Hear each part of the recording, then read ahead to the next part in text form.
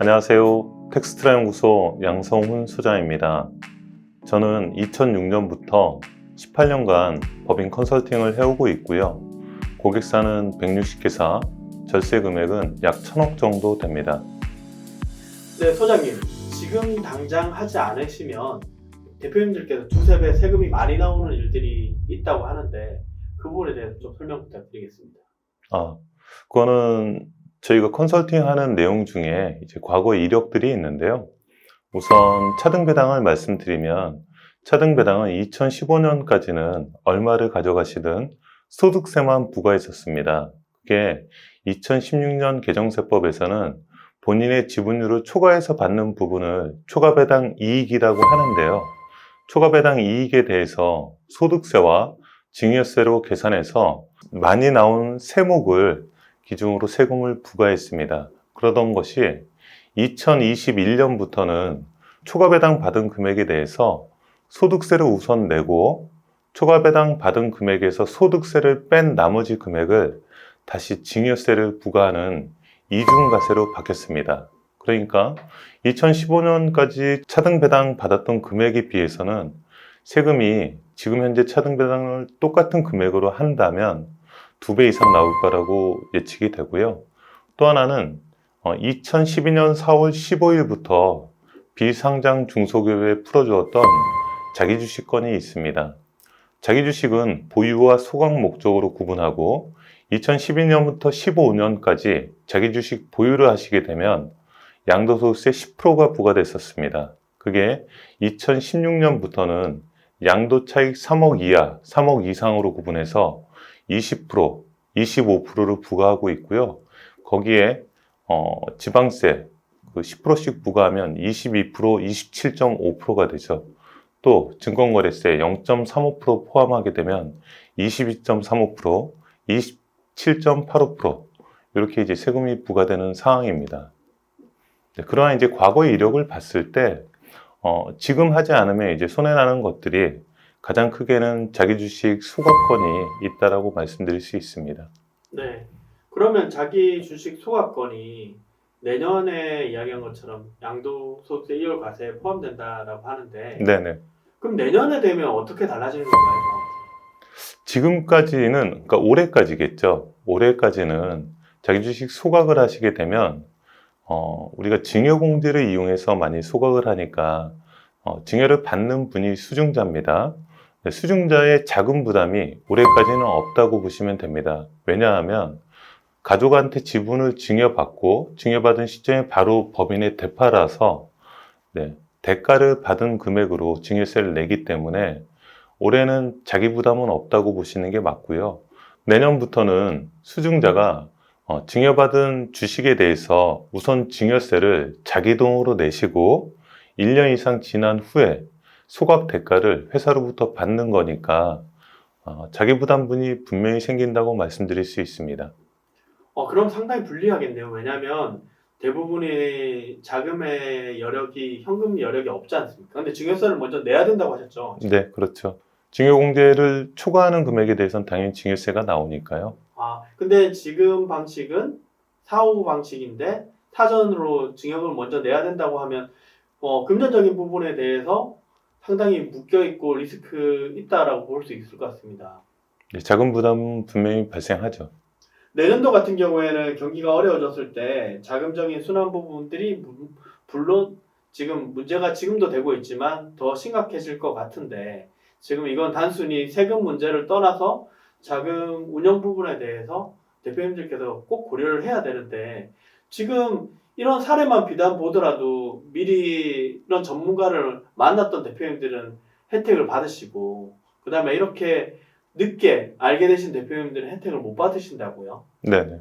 근데 이런 많은 상담들을 사실 대표님들께서 하시는데 어떤 컨설턴트를 만나야 될지 대표님께서 판단할 기준들이 사실 없으세요. 왜냐하면 각 개인의 상황들마다 순간의 판단에 의해서 많이 하시는데 소장님께서 워낙 경험이 많으시다 보니까 대표님께서 혹시 판단할 수 있는 그 가이드를 좀 마련해 주시면 좋을 것 같아요.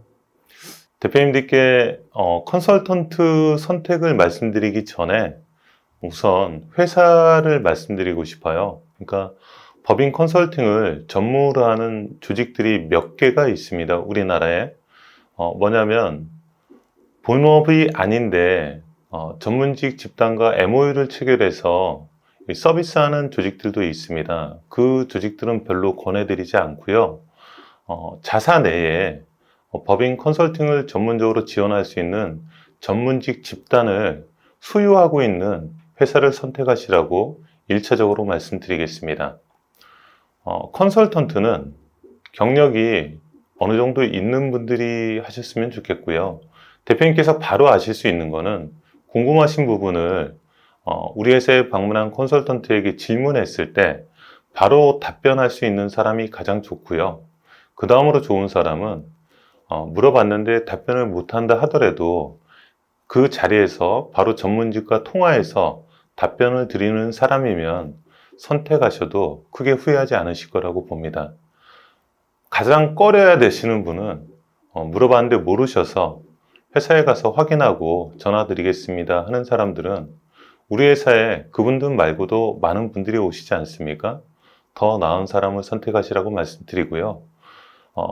두 번째로 컨설턴트 선택하실 때 대표님 꼭 이건 숙지하셔야 됩니다. 우리 회사의 컨설팅 내용을 컨설팅 계획안으로 짜와서 처음부터 끝까지 PT를 할 수 있는 사람을 고르시라고 말씀드리겠습니다. 대부분은 그런 자료 하나 없이 이런 뭐 구두로 설명하거나 종이에 낙서하듯이 잠깐 써가지고 말씀드리면서 계약을 유도하는 경우가 있는데 바람직하지 않습니다. 대부분의 대표님들께서 계약하시고 나서 추후에 서비스가 엉망이다 또는 제대로 안 된다 라고 하는 경우가 대부분 그 경우고요.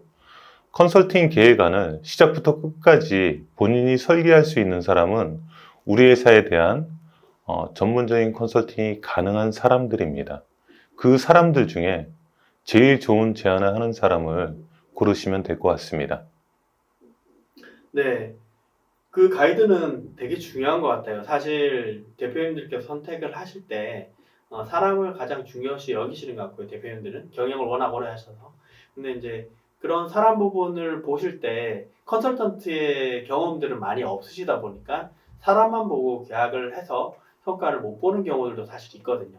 그래서 반드시 업력이라든지 그다음 PT하는 PT력이라든지 그다음에 저희가 이제 향후에 약속된 그런 컨설팅 솔루션에 대해서 명확하게 가이드를 잡을 수 있는 컨설턴트와 계약했을 때 미래를 계획하신 그 그대로 이루어질 수 있다는 부분은 대표님께 너무 중요하신 것 같아요. 저희 일의 핵심입니다. 근데 대표님들께서도 이제 그런 대표님들이 많이 뵀거든요. 그 잘못 계약을 했는데 좀 제대로 좀 다시 컨설팅을 해줄 수 없느냐라고 하셨을 때 저희들은 난감한 경우가 많거든요. 선생님 그 부분에 대해서 좀 설명해 주시면 좋을 것 같아요. 뭐 사회자님께서 난감하다고 말씀하셨다시피 네, 저도 난감합니다. 네. 제가 이 대표님들보다 제 방송을 컨설턴트 분들이 많이 보시는데 약속한 거는 꼭 지키십시오. 네. 상호 간의 신뢰가 이 사업의 번창을 좌우합니다. 네. 본인이 약속한 건 정확하게 지켜주시기 바랍니다. 네. 약속을 지키려고 끝까지 노력하셔야 되는 부분이고, 그다음에 그래서 자기의 능력만큼 이야기한 것처럼 일을 해야 되는 부분이 되게 중요한 것 같아요. 네. 그래서 이제 꿈이 자기 능력 밖에서 이루어질 때, 물론 그게 또 위대한 일이 될 수도 있겠지만, 자기를 객관화시켜서 바라봤을 때, 왜냐하면 대표님 한 분이 아니시잖아요. 네, 그렇죠. 기업의 대표님이고 임직원과 가족들이 다 딸려있기 때문에 올바르게 컨설팅하는 것들이 결국에는 많은 분들에게 도움되는 일이기 때문에 저희가 이제 그런 부분에서 많이 보람을 느끼고 있잖아요. 네. 그래서 제대로 된 컨설팅을 하는 부분들이 좋을 것 같고 일단 저희가 솔루션을 진행하면 가세당국 부분에 대해서 주시하는 솔루션들이 있고 그다음 좀 안전하게 진행하는 솔루션들이 있지 않습니까? 근데 때로는 이제 리스크한 솔루션을 대표님께서 하시는 경우들이 있는데 그 부분이 리스크하다, 리스크하지 않다라는 부분들을 좀 소장님께서 한 개 사례 부분들을 들어서 좀 설명해 주시면 좋을 것 같아요. 어, 물론 케이스마다 다 달라지는 상황이라서 어려운 부분인 건 알지만 그래도 대표님들 이 영상을 지금까지 보시는 대표님들은 되게 관심이 있으신 대표님들 같거든요. 그 대표님들에게는 좀 도움을 주셨으면 좋을 것 같습니다. 그런 것들이죠. 우리가 리스크가 있다, 없다를 판단할 때 우리 사법제도가 판례주의지 않습니까? 그러니까 판례가 있는 건들은 네, 안전하다고 인식하고 있습니다. 그래서 대표님들께도 뭐 자기 주식이나 차등 배당이나 뭐 그런 것들을 소개해 드리고 안전합니다라고 말씀드리는 거고, 이제 그 안전한 건도 리스크가 따르는 건 뭐냐면, 회사 규모는 자산 30억에 순자산, 그러니까 자본이 20억이라고 예를 들면 그 20억 중에 납입 자본금 그리고 법정 준비금을 뺀 금액이 17억이라고 예를 들겠습니다. 17억 중에 15억을 자기 주식 양수도로 또는 양도로, 양도겠죠.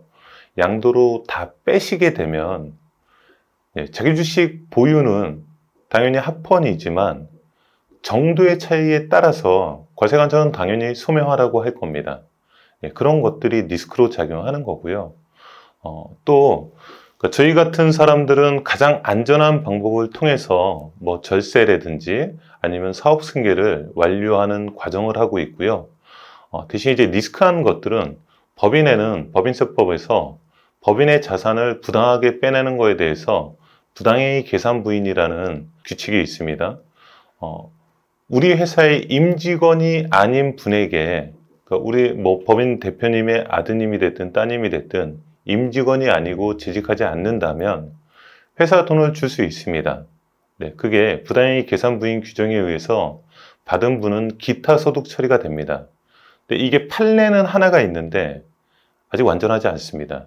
그런 방법들을 권하는 게 정말 리스크하다라고 보여지고요.